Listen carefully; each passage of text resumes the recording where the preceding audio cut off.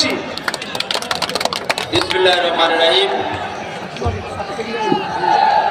মরম জাফর ইসলাম চৌধুরীর আজকের এই স্মরণ সভা, এই স্লোগান হবে না, আমি এক মিনিটে বক্তব্য শেষ করবো, কারণ আমার নেতা কসু ভাই মূল্যবান বক্তব্য রাখবেন।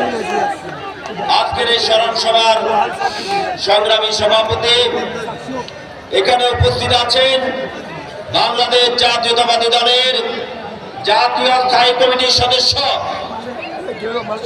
কারা নির্যাতিত নেতা, বাংলাদেশের নেতা, সাবেক মন্ত্রী, আজকের এই স্মরণ সভার প্রধান অতিথি আমির খসরু মাহমুদ চৌধুরী আপনাদের মাঝে আজকে উপস্থিত হয়েছেন। এখানে উপস্থিত আছেন নেতৃবৃন্দ, উপস্থিত আছেন ধানের শীষ প্রতীক নিয়ে আপনাদের এই এলাকায় যিনি নির্বাচন করছেন মিশকাতুল ইসলাম চৌধুরী বাপ্পা। এবং আজকের এই বিশাল সমাবেশ এই বাঁশখালীতে যিনি চারবার নির্বাচিত সংসদ সদস্য ছিলেন জাফর ইসলাম চৌধুরী, কি কথা ঠিক না? উন্নয়নের রূপকার ছিলেন এই বাঁশখালী থেকে জাফর ইসলাম চৌধুরী, কি কথা ঠিক না? সেই জাফর ইসলাম চৌধুরীর সুযোগ্য সন্তান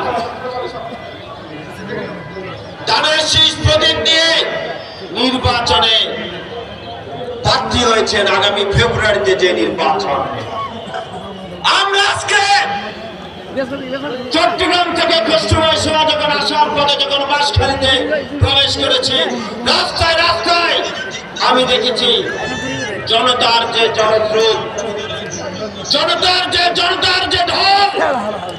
আগামী ফেব্রুয়ারি মাসে যে নির্বাচন, জাতীয় সংসদ নির্বাচন, যে নির্বাচনে মিশকাতুল ইসলাম চৌধুরী বাপ্পা ধানের শীষ প্রতীক নিয়ে প্রার্থী হয়েছেন, ইনশাআল্লাহ বাপ্পা আগামী দিনে ধানের শীষ নিয়ে।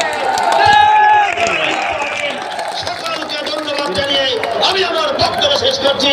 আল্লাহ হাফেজ। বাংলাদেশ জিন্দাবাদ। শহীদ জিয়া অমর হোক।